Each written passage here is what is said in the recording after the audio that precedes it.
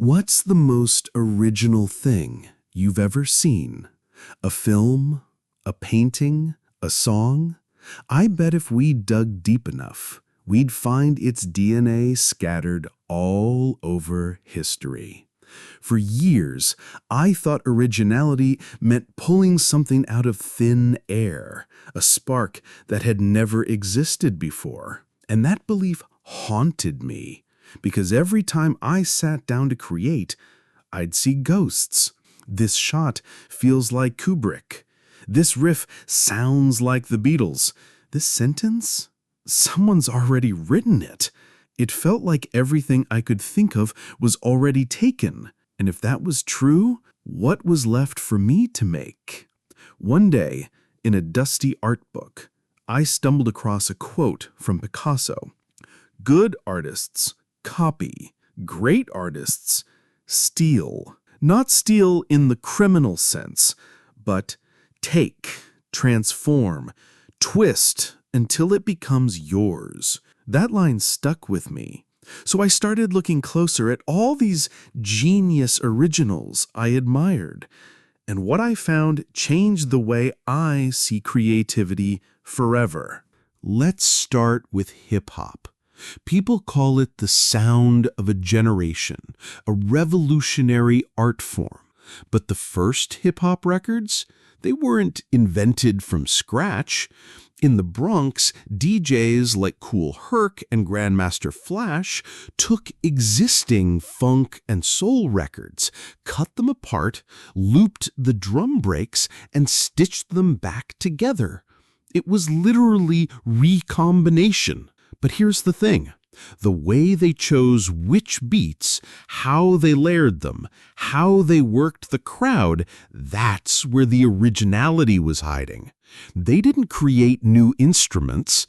They created a new language from old words. Even the Beatles, the symbol of originality, started as a cover band.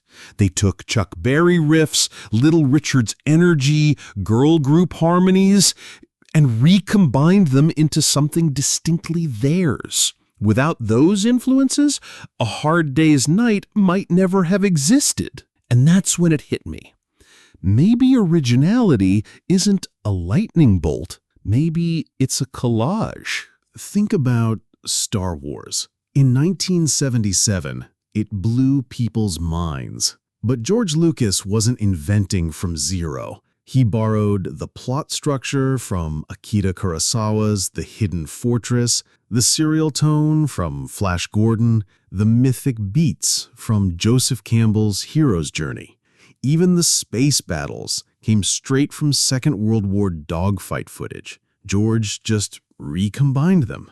But he recombined them so well that to an audience, it felt like nothing they'd ever seen before. Same with The Matrix. The Wachowskis pulled from Hong Kong action cinema, cyberpunk literature, anime like a Ghost in the Shell, philosophy from Baudrillard, and martial arts choreography. The plot wasn't brand new, but the recombination, no one had ever stitched those fabrics together like that. In the 1980s, architect Frank Gehry couldn't afford luxury materials. So he built with what he could find: chain link fences, corrugated metal, plywood. Those weren't invented materials. They were pulled from junkyards and construction sites. But the way he used them, the curves, the layering, the bold shapes, suddenly the cheap stuff became sculpture. His limits became his style.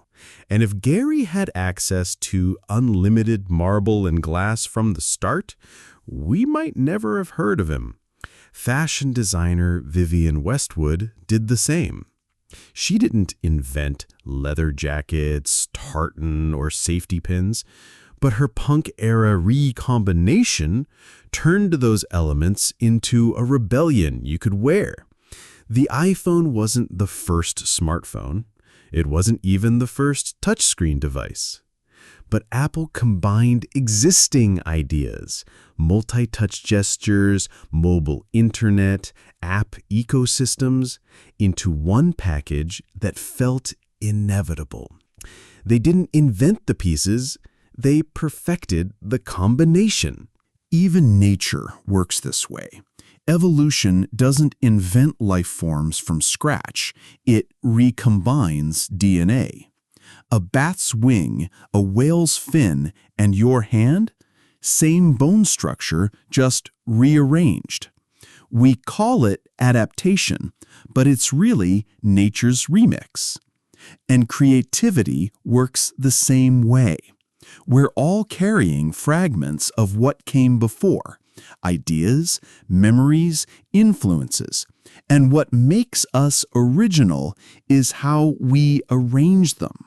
We like to pretend originality means isolation, cutting yourself off so you're untainted by other people's work. But history says the opposite. Shakespeare didn't invent his plots. Most of them came from older Italian and Roman stories. Quentin Tarantino lifts scenes, shots, and music cues from decades of cinema. Yet when Tarantino does it, you instantly know it's his, because originality isn't in the ingredient list, it's in the flavor. Think of cuisine. Every chef has access to salt, sugar, heat, fat, but only one can make your grandmother's stew taste like home. It's the same in art. The most powerful recombinations aren't random. They're filtered through you. When Neil Blomkamp made District 9, he didn't start with, let's make an alien movie. He started with his own childhood in apartheid-era Johannesburg. Then he recombined it with science fiction tropes, alien segregation, slums, social tension, to create something personal and political at the same time. It wasn't invention. It was lived experience remixed. That's why his later, bigger budget movies didn't hit the same way. They were built from concept, not from recombining something real inside him. Same with Hayao Miyazaki. The worlds in Spirited Away didn't spring from nothing. They're a recombination of Japanese folklore, Shinto beliefs, European architecture, and childhood memories. Every frame is a blend of influence filtered through his sensibility. Here's the real secret. You are the only person in history with your exact set of influences, memories, and obsessions. Two people could read the same book, watch the same film, and live through the same event, and still recombine it into something completely different. That's why worrying about someone already did it misses the point. Yes, they did it, but they didn't do your version. Picasso was right, not because great artists steal in some cynical way, but because they know invention is rare. The game isn't finding something untouched by human hands. It's finding the raw materials that resonate with you and rearranging them until they sing in your voice. So maybe it's time to stop chasing the lightning bolt. Instead, start building your mosaic. Collect the fragments. Combine them honestly. Because when you do, you'll make something no one else could. Not because the pieces are new, but because the pattern is. Originality doesn't live in invention. It lives in recombination, and recombination is infinite.